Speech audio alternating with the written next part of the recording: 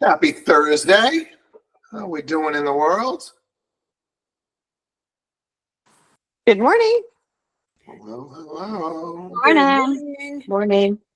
Who's in a position to share something this morning? Who's got something going just right?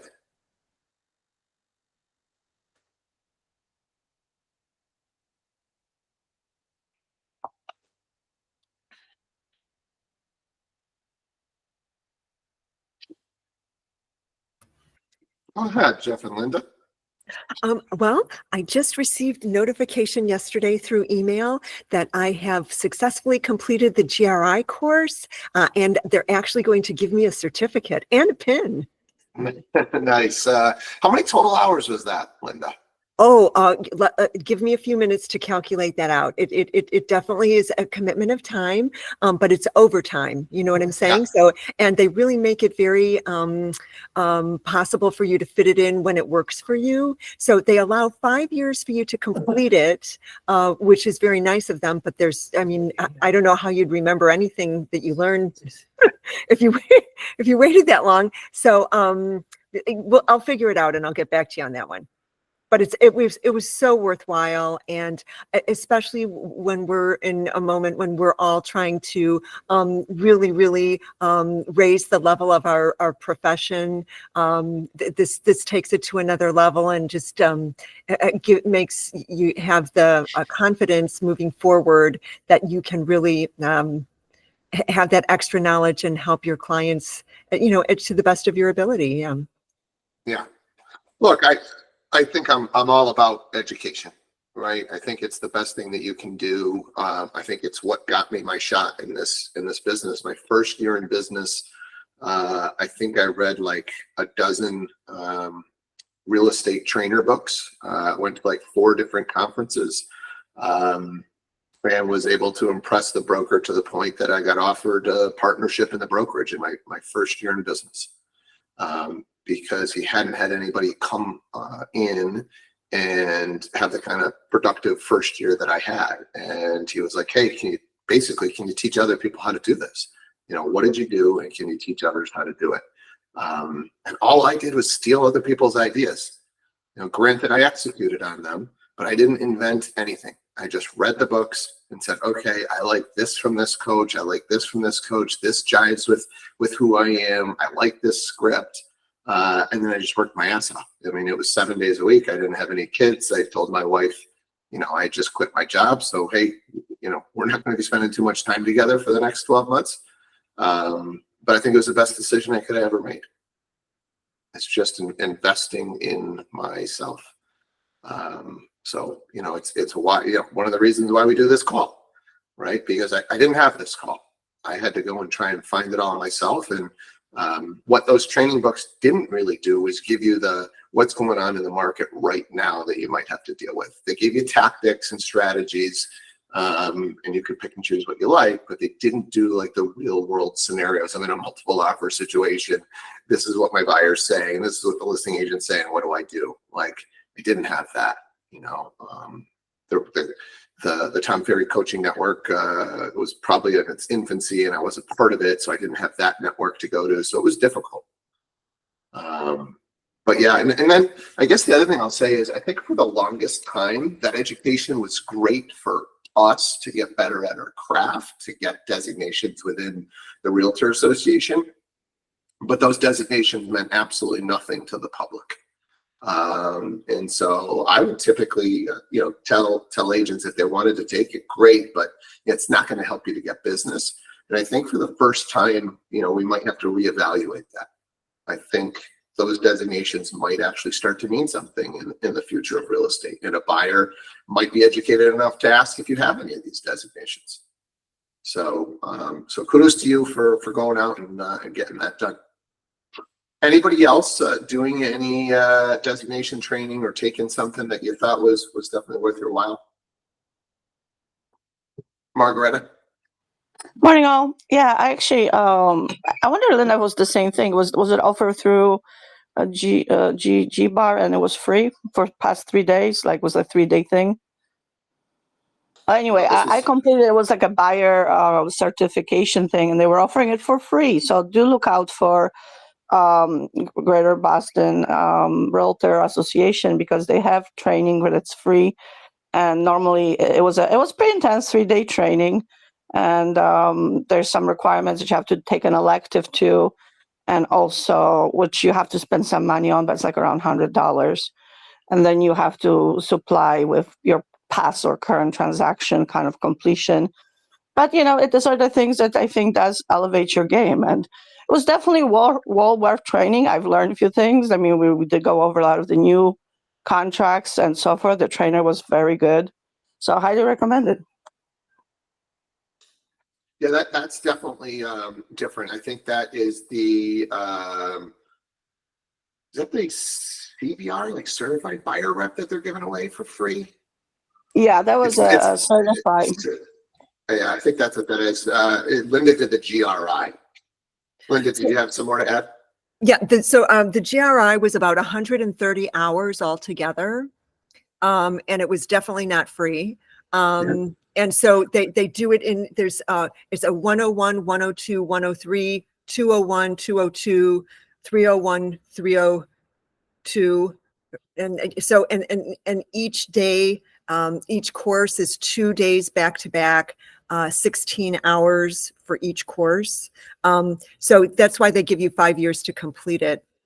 And so I've decided that rather than having like alphabet soup on the designation underneath my next set of business cards, I'm going to spell it out because it's gibberish. People don't know. I mean, you see a lot of agents who have these certifications, and it's ABR and boo boo boo and BBB and all this other stuff. And you're like, okay, swell, that's who knows what that means. So, but I think Graduate Real Estate Institute, I'm going to spell that out on my underneath my name, because I think that has more meaning than GRI. I mean, I could be, a graduate of, I don't know, the gemology school. Who knows what it is, right? Yeah. Good. But yeah, I also did take Margaretta, the training that they're offering now for free through NAR for the buyer's representative training. And if anybody's interested in doing it, not only are they offering it for free right now, and my belief is they're doing that because they want us to elevate our level of knowledge as realtors, because we're in a critical moment in time when they really want us to be as educated as possible so we can represent the consumers with excellence.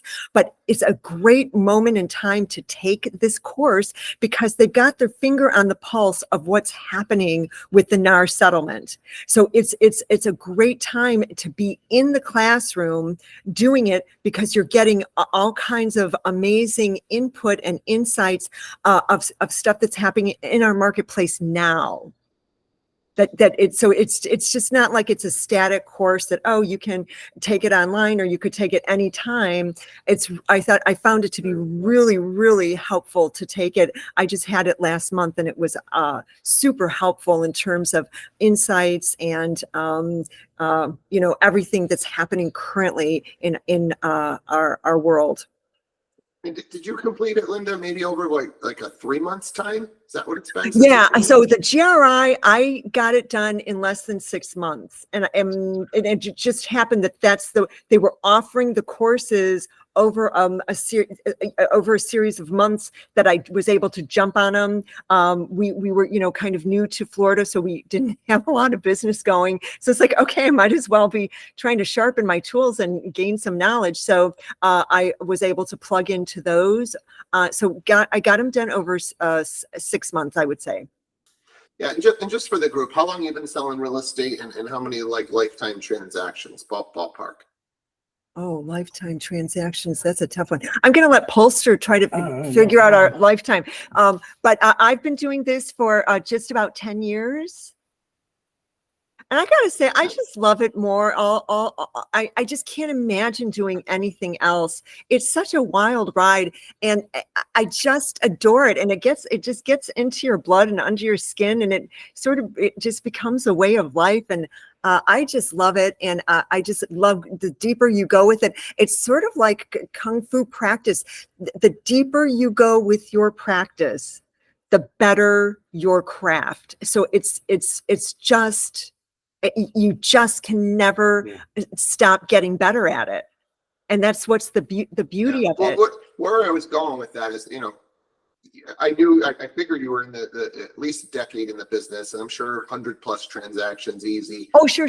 Yeah. We And did you're like 32 taking time. last year. So I Yeah. can't figure it out. I don't know. Yeah, 30 a year. You could be 200-300 transactions, and you're investing 130 hours into more education. So I'm just trying to explain to the group the level of expertise that's available in this industry. Right, We get agents that think they know they've got it all figured out in the first year. They did 20 transactions and I don't, I'm good. Right. It's just this industry is so much more than that.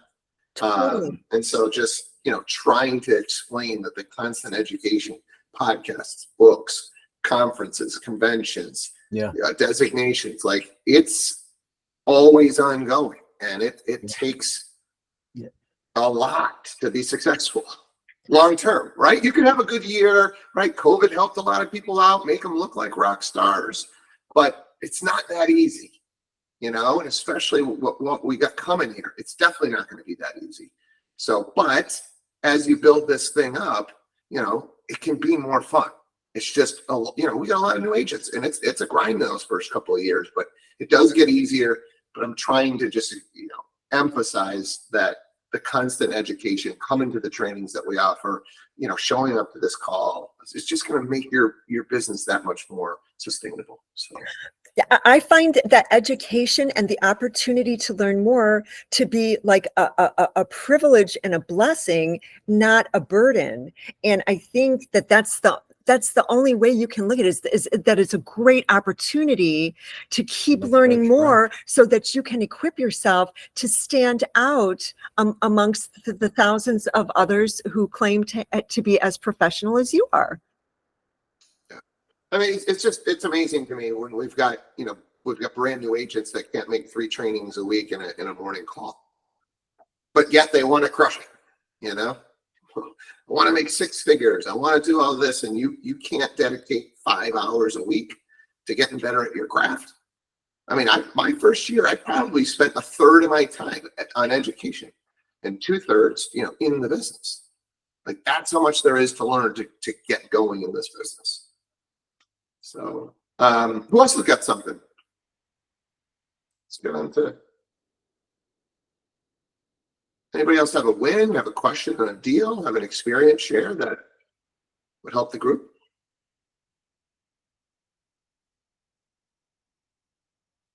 I'll throw something out there that's really been in the news quite a bit. And it's the clear cooperation policy. So I don't know if you guys hear about kind of what's going on, but the clear cooperation policy was a policy, I think it was put in like 2020 through the Realtor Association, that basically said you have to get all of your listings into the MLS within a 24-hour period of public marketing them. And the idea was that all properties should be made available to the public, right, to help with the fair housing laws. They believed it to be in the best interest of all sellers, right? So different from what you see like in commercial, where you got a lot of pocket listings and stuff that's not being put into the MLS. And it kind of goes through the broker network, right? We talked about this on one of the calls, but first I'm going to see, I got this listing. Let me see if any of my buddies want it. Then I'm going to see if anybody at my brokerage wants it. Then I might see if it's in, a couple of people at the brokerages that I like want it. And then maybe I'm going to put it out to everybody, right? So they were trying to go down this path of like maximum exposure is good for everybody. There is a loophole in there that you can do office exclusives. And so right now there's kind of 2 camps. Some of the bigger brokerages, Compass is one that is pretty vocal about this, are advocating to keep it like that. So Compass, if you are an agent at Compass, you have access to listings that are not in the MLS. They have their own internal network, and so the problem with it, and so it sounds good. Hey, if I work at Compass, I get access to these things. But the problem is you've got other companies that have the same thing. So yeah, you get access to the Compass ones, but you don't get access to the ones that all these other little boutiques might have, or some bigger brokerages might have. And so, there's a camp that says we need to get rid of this exclusion.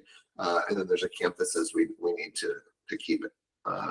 So obviously a lot of the MLSs have the, hey, because there are situations in celebrity, divorce, where you might not want everybody to know, right? You might not want it publicly marketed. And so you do have those exclusions scenarios, but I think they're trying to make it that you can't have it.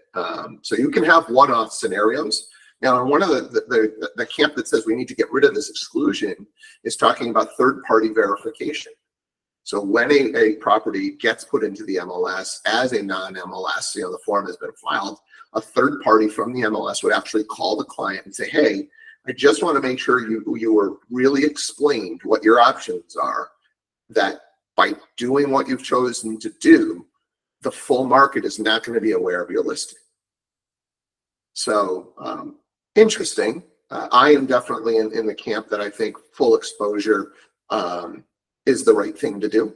I think there are very few scenarios where a seller would not want this to happen. And I think, unfortunately, human nature, you have agents that, are trying to double-side deals in their best interest and not in their client's best interest at all times. So, yeah, I think it's the right thing to do. It'd be interesting to see how this shakes out. I think there's definitely more push, more support for the removal of this exclusion. So it'll be interesting to see how it plays out. I don't know if anybody has read anything on this or has any thoughts on it.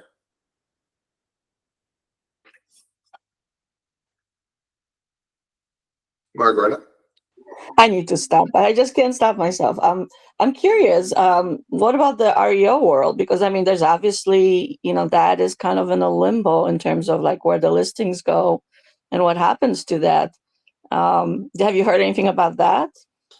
Well, I think REO is not, the bank owned that if they partnered with an agent, then the agent's responsibility is put in the MLS. But if it's just they own their properties, they have the right to do, just like a for sale owner wouldn't be forced to put their listing into the MLS, right? So you can still have properties, and I would think banks would be, obviously they're educated, they know what their options are. But yeah, once the bank were to partner with an agent, they're going to want it in the MLS. So I don't know if that answers your question. Yeah, I was just curious if they were heading into any other new directions on that, because right now it seems like they test waters with different what I've seen, auction houses before even putting it on MLS. It doesn't seem like it goes on MLS right away at first at all.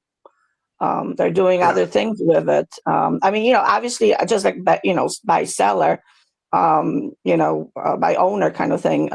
You have a thing where no different than new construction, right? Those guys they don't put all their listings on the MLS. They might put one or a representation of one or something, but all of their inventory is not listed in the MLS. But it's again, it's not listed. They don't have an agent tied to it. Once you decide to partner with an agent, that's when it would need to go into the MLS.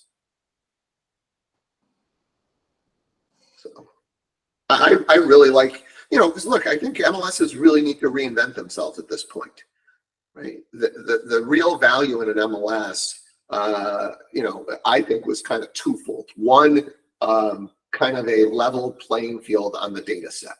If we didn't have MLSs, I think the data would be messy and all over the place and difficult to get out to the general public. So I think it gives a nice level playing field on getting all the data right. What data do we require? And an accuracy on the data. And then the second thing that they were, really doing was making sure that you got compensated. And for most MLSs, that's now not part of their value add. So they kind of need to go, all right, what are some of the other areas where we can add value? Right. And, one of the ways that they could do it would be to be calling that consumer to make sure that they understood what they signed up for. Anybody else have any other thoughts on the MLSs or any of that talk that's been going on, or have you read anything that you thought was a good share?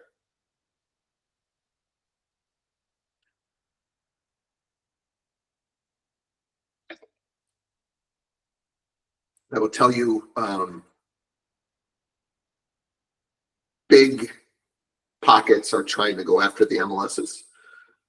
Private firm has acquired RE Colorado. So that is the first, well, I don't know if it's the first, but it is a private entity that has come in and purchased a MLS that I believe was previously owned by the members. So now it's owned by this private firm. And when we join an MLS, I, the broker, have to sign an agreement above what you guys sign. You guys sign as agents that you'll participate, you'll follow the rules. I sign something that says that, we'll play nice in the sandbox. We'll put all of our listings in there. We'll fill out the forms.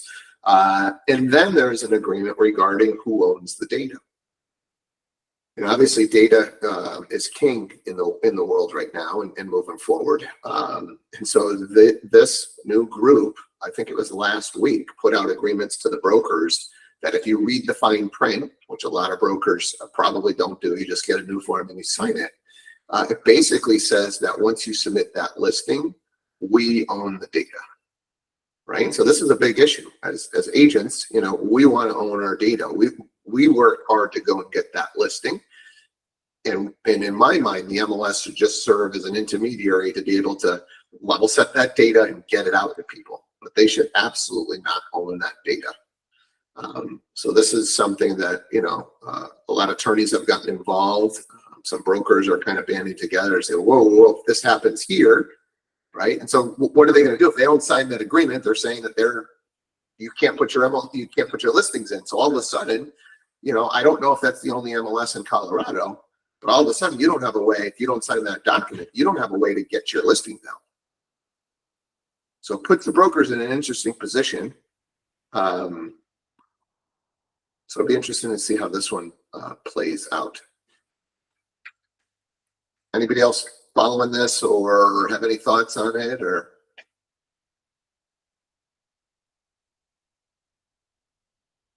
and these are some of the things that the Realtor Association, when you say, well, what the heck are we paying all these dues for, right? Well, they make sure that stuff like this doesn't happen, right? The realtor controlled MLSs wouldn't do that.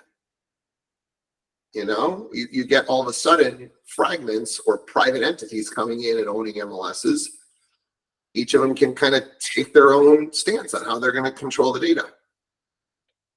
Yeah, let us know, Meg. I think some agents might not even be aware. Some brokers might have just signed off on it and put it in there. And, I guess initially, I don't know that you would notice a difference. I just don't know what they're going to do with that data. Right? I guess you could sign it and you could submit your listing. It'll be on Zillow tomorrow, right? But what can they do? Margaret. I know for a fact that in New York City, for example, it's so section up. They have their own MLSs, like per section of city, and to get into some of them, it's like $22,000 a year or something. It's ridiculous, and they're very selective who they actually allow people into MLSs. So it's more deregulated than I think we think. I mean, we're very lucky to have PIN MLS, which is private technically, correct, Steve? So it's interesting how it's so deregulated as entities. But what's going to happen is there's a lot of things going on with that. Yeah.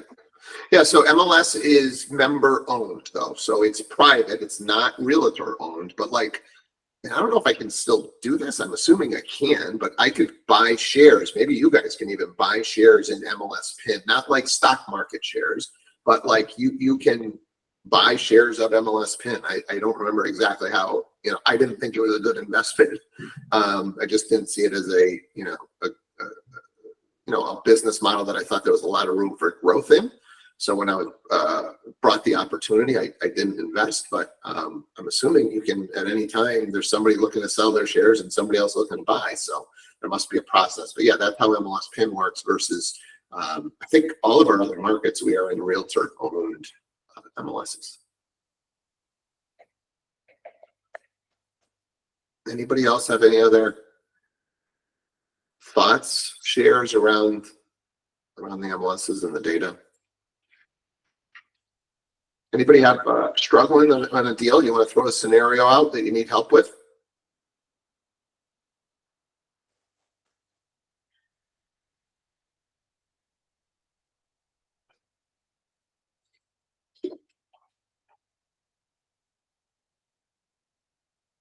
Anybody get something accepted recently that we could kind of walk through how you got it accepted? Or if you were representing the listing side, what did how'd you end up picking the one that you picked? Anybody have something interesting there?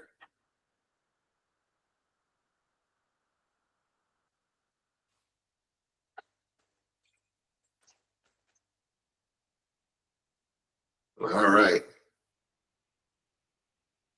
All right, Sue. I didn't want to end so flat, Sue. You're saving me. What do you got?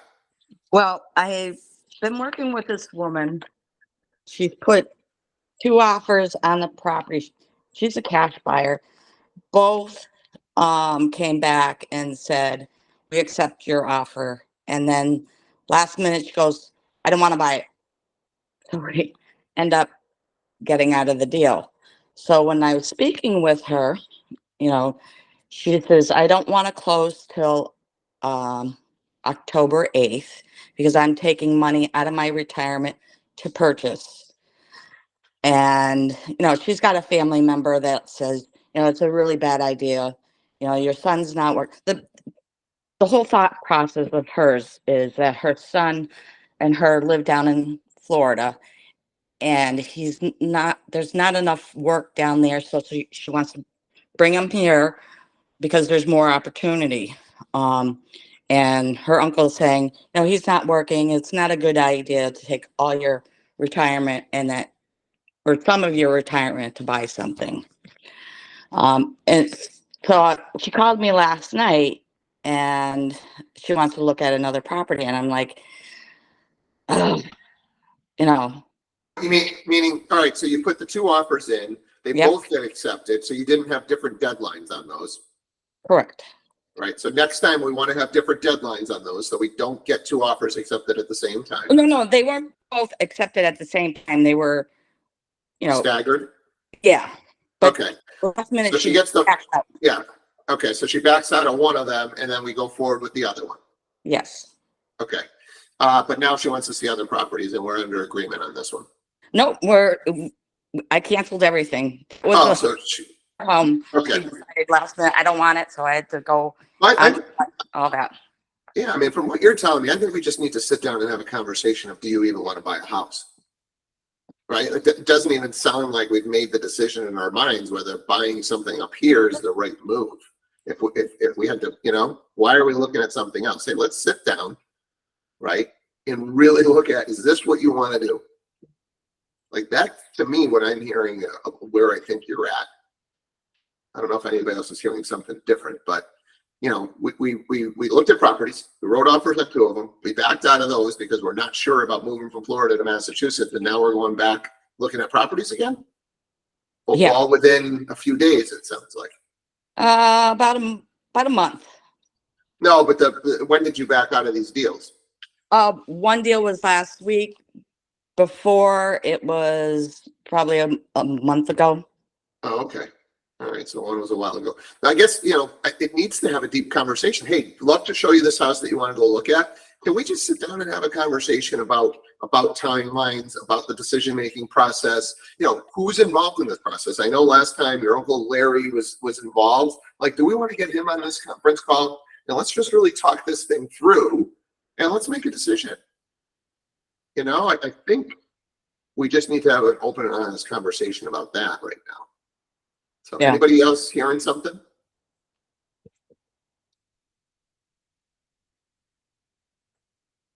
Margaretta?